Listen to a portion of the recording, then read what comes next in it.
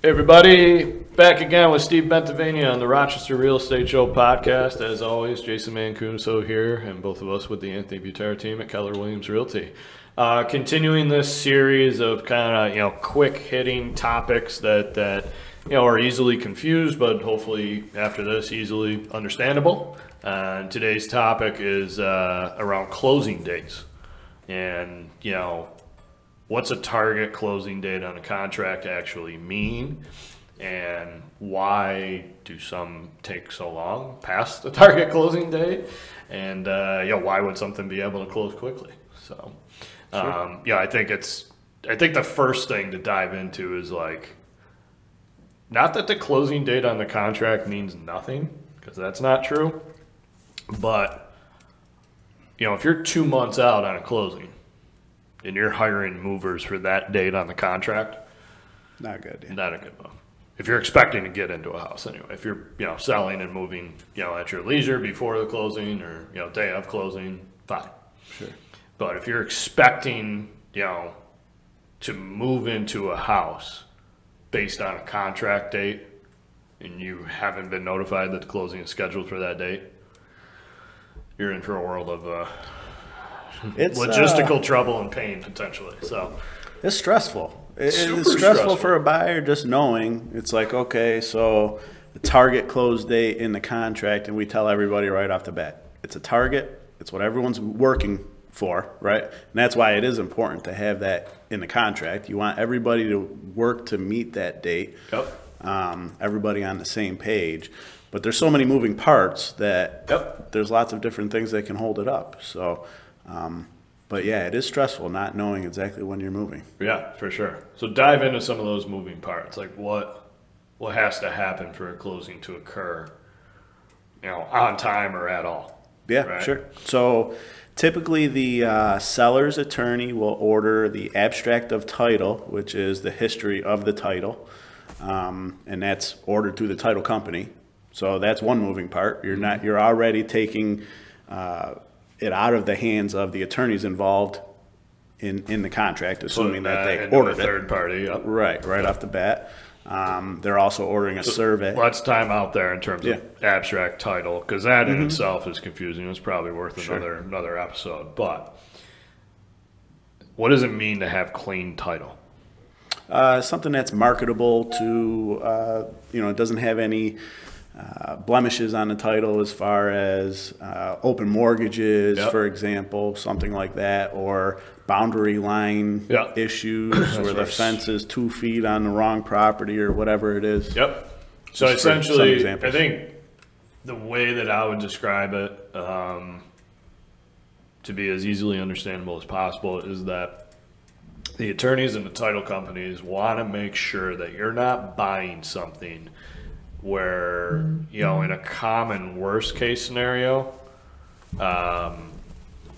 somebody tries to come back after, so it could have been 3 owners ago, and they come back and well, I still own this property. And there was an issue with the title up until now that wasn't, discovered properly. Sure. And that's why the attorneys do the title searches, the abstract searches, and make sure that, that's not going to happen. Right. And the next part, right, which we'll get to, but it goes to the title insurance company, and you do get title insurance. I mean, you're going to want to get title insurance. If you have a bank, you have to, right? That's just another layer of protection. Yeah. That there wasn't a mistake multiple times already. Exactly. Exactly. Because you want, this isn't, you're not buying a pair of shoes that you can easily throw away if it turns out it's no good, right? Even that is stressful. For you, talking to the shoe guy here, right? It's not a reusable thing, right? You want to make sure the house that you're buying, whether it's an investment or a home to live in, that you're going to own it. Yeah, that you're not going to have any questions around your ownership in the duration or when you go to sell. That's something that really needs to be addressed, is you want to make sure that you're buying something that when you go to sell, you're not going to have issues that you run into that prevent a sale from happening. For sure. So that's why these attorneys that, New York's an attorney closed state. We refer to it as, meaning that, you have an attorney that handles the real estate closing and the transaction after contract to make sure that everything is in order. Some states don't have that, and they're just dealing directly with the title companies. I see value in the way that we do it, just because another layer of protection. Yeah, exactly. It's a freaking attorney, right? Yeah, right. Sure, there's a flip side to every coin, but I like the way we do it as much as it involves Agreed. another layer. But I'd rather have that layer being an actual attorney than. No offense to anybody working at a title company, but Joe at the title company. Well, the title companies do it all right.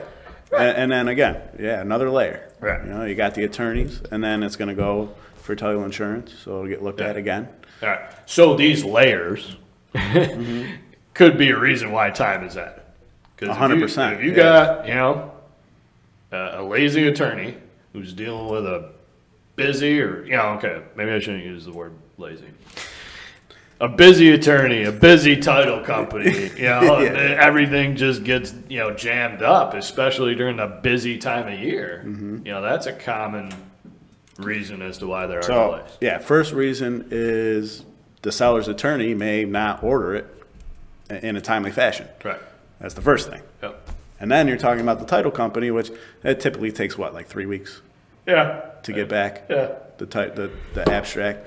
Well, if they're behind and it takes 4 or 5 weeks, well, there's another week or two that we're already starting behind before we've even gotten halfway through the deal. We're about halfway through the deal.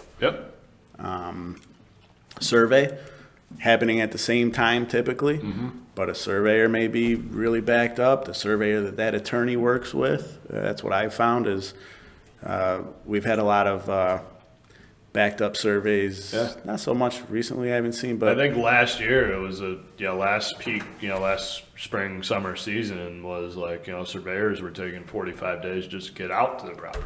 Right. Well, there were a number of retired surveyors last year. And the attorneys that really counted on those surveyors, I found that those attorneys were backed up because of that. That's their connection for surveys. So. That, I'd say third party, but there's multiple layers involved with any closing moving process. Pieces, moving pieces, as you put it. So that's kind of on the attorney side. From so say an attorney they get the title, they get the abstract, they get the survey, in on their end, on the seller's end, then they send it to a buyer's attorney to make sure that everything is good and they approve of everything that they found.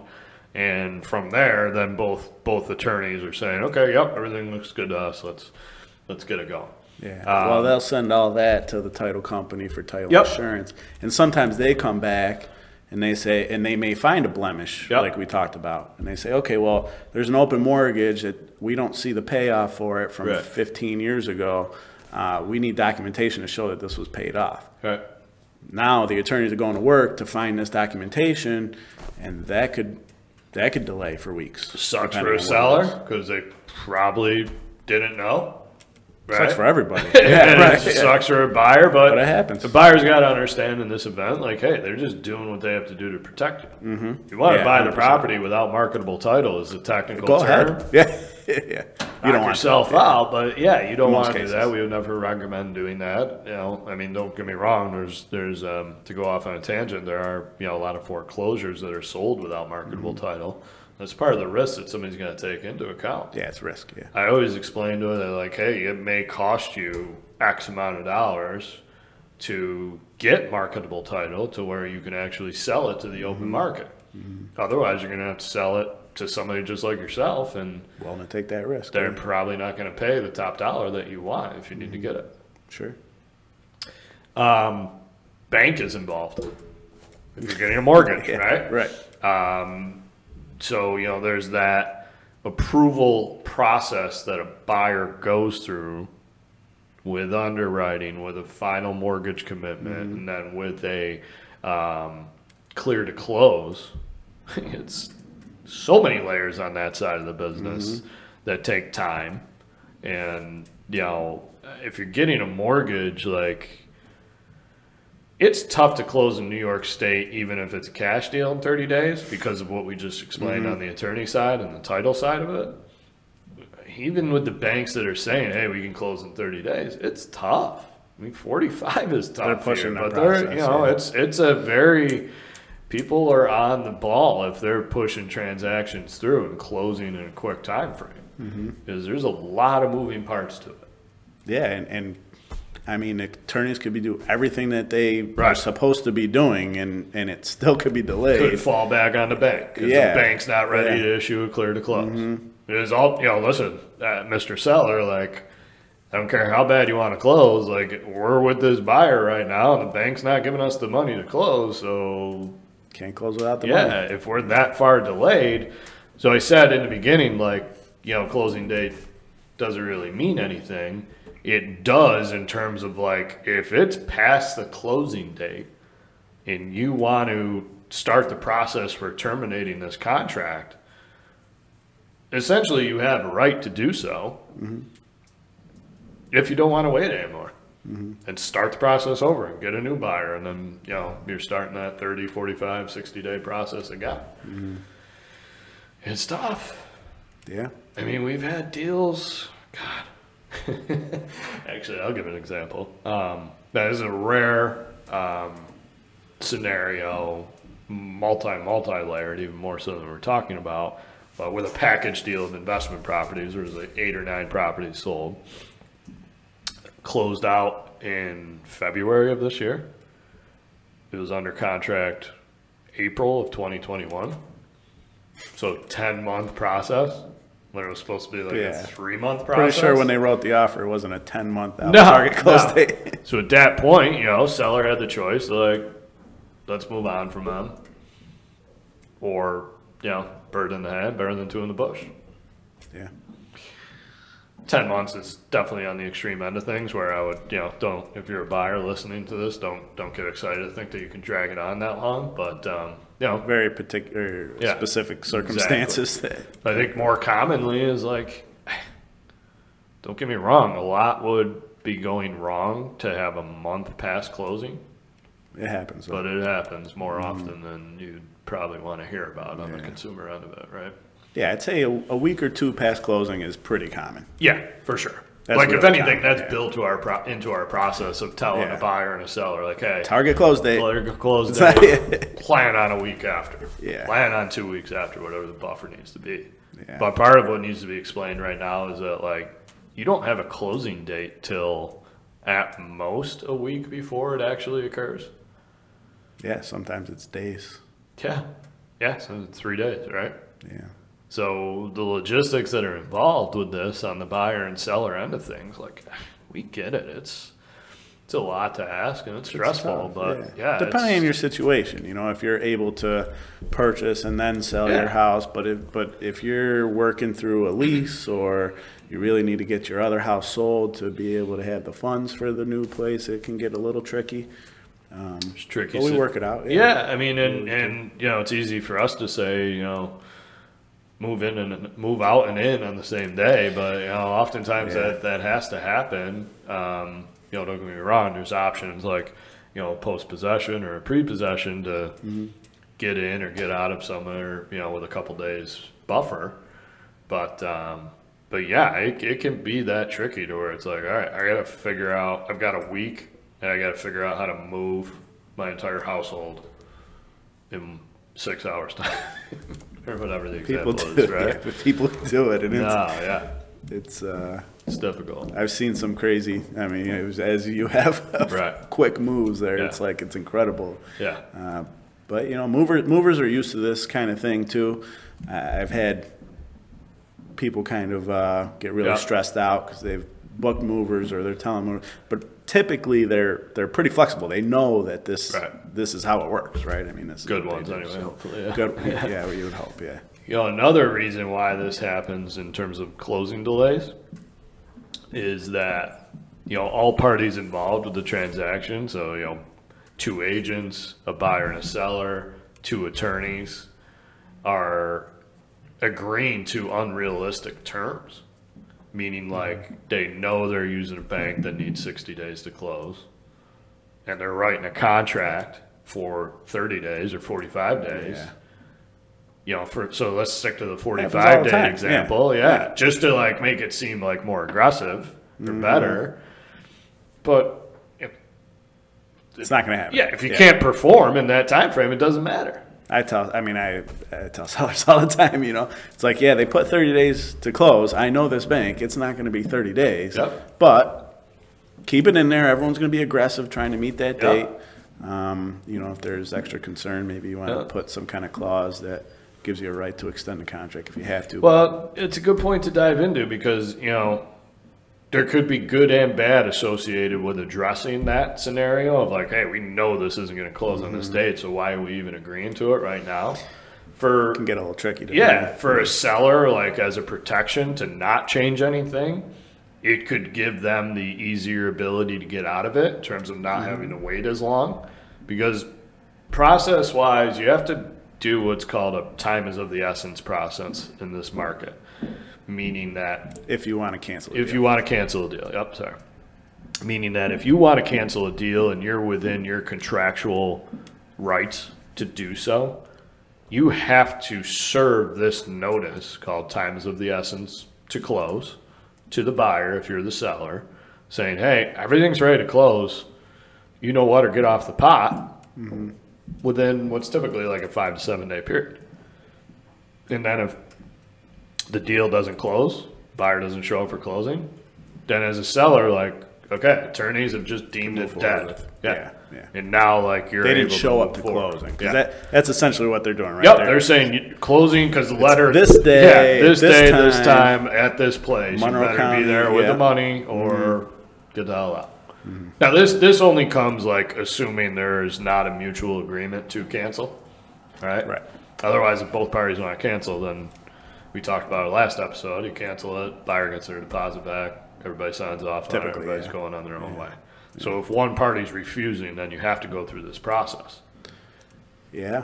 I've So- had a couple recently where we've had to do it on the sell side just because Right. one in particular, the bank wasn't responding. Right. And actually that happened twice with the same bank in 2 months with two different listings. Serve time is of the essence, and big surprise now they're responding and we closed. Yeah. Really unnecessary to have to go through all that. But then, you know, other times where if there's just not a response from I have one today, actually, that's going out today. Yeah. The buyer's attorney and the buyer is not responding. We're 2 weeks past the close date. So the time is of the essence of going out today. We'll find out by next week if it's closing or not. You know what, or get off the pot. Yeah. Generally speaking, people, Usually, get up and majority of the Yeah, time. yeah, Yeah. There's sometimes that they stay So- ghost, but yeah, I mean, there's just, a closing date easy enough to just be like, okay, don't worry about it. There are some fine details that can be analyzed in order to best figure out how to go about it. But, I think the biggest thing is as a buyer, don't hire those movers. As a seller, don't plan on getting your proceeds check. If closing is June 1st on June 2nd on the contract when it's only April. It's real time. You'll know, unfortunately, when you're closing at most, generally speaking, in this market anyway, with about a week's notice. It's going to be stressful. yeah, We get it. It So, is. It is. we always explain it as that in terms of like, hey, this is a loose type of term in the contract. There is, we dove into some of the meaning of, where it can apply to be strict, but generally speaking, kind of don't bank on that date. Don't be disappointed if that date comes and goes and we still have another week or two to go. Yeah. I mean, typically by the time that time comes up, we have some kind of update that gives us an idea that we're probably going to be delayed a week or two. Yeah. And I think that's a good point to make, because like if a closing date comes and goes and there's just like no communication, no updates, then you there's an probably issue. got a problem. Yeah. But otherwise, there's been like communication, and at least on our end, because we have so many layers of like checking up on a deal and interrogation and client care, that hits our radar. Yeah, we're checking. We're going to on be it, like, you know, up your butt on the other side well before the closing date just comes and goes. Because on our end, it's like, okay, we're closing in 2 weeks, right? And then they're like, well, we're still waiting on title work. The surveyor hasn't been out or that. whatever. Okay, yeah. fair enough. But then the week after, it's like, okay, we're closing in a week, right? Well, we're still waiting on this. And at that point, it's like, okay, great. We're not closing not on time. closing in a week. Yeah. You know, let's make everything, you know, go smoothly from here. But, you know, squeaky wheel gets the grease in this business. And that's what, you know, we're okay with that. That's our job. Yeah. You know, our job is, part of it is to make sure that, you know, this process goes smoothly for everybody involved. And, you know, this closing day conversation is definitely stressful and one that, you know, we got to preface with this, but ultimately, like, we're doing everything we can on the back end to ruffle the feathers to get things closed on time. So, Yeah. Anything else we missed? I mean, there are definitely other reasons why a deal could be delayed. I've got a couple right now, investment properties. That's a whole different animal. Right? Sure. Getting CFOs waiting or on permits. the city. Yeah. Waiting on. I mean, those are tough because it's really hard to nail down the city on on that. Because the point of it is like the less involvement by third parties, other people, the better. Of course. Right? Yeah, right. Yeah, as soon as you add the city into it. And that's something that we would explain. Who knows when this thing's going to close? Yeah, we would be explaining to a buyer and seller of like, hey, look, the process is hard enough if you were just cash, you know.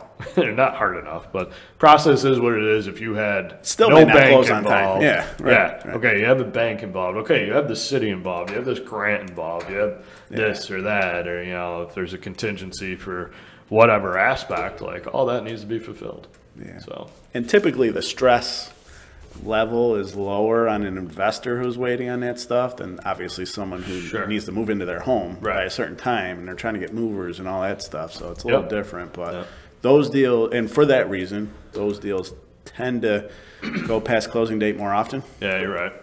Yeah, I mean, that's a good point because from the perspective of the, you know, say the attorney side of it, you know, when they got John and Jane Doe were looking to move into their house, and, you know, they're gonna have nowhere to go. Starting, they sold their house. Yeah, like, hey, what are we doing? You know, that's that kind of gets bumped to the queue versus for sure, you know, some investor in California who's just looking to collect rent. Not that there's anything wrong with that. No, for sure. Not that they necessarily should get bumped down the list, but, you know, I think there's a human element, emotional side of the business that plays out. So yeah. And any of these situations could be happening with a deal that's not even included in the deal you're talking about. Yeah, true. A deal, if you're buying a house and they're selling their house and buying a new house, and they're selling their house and buying a new house, and that deal is delayed, well, they're all delayed. There's a lot of chain reaction type stuff that can take place on any transaction. So yeah, cool. But we get it done. Yes, sir. Good stuff. Another quick hitter topic to kind of bring some explanation to something that can be confusing. So, Steve Bentivegna here with the Anthony Butera team. Thanks for joining us. And thanks, guys. We'll catch you next time.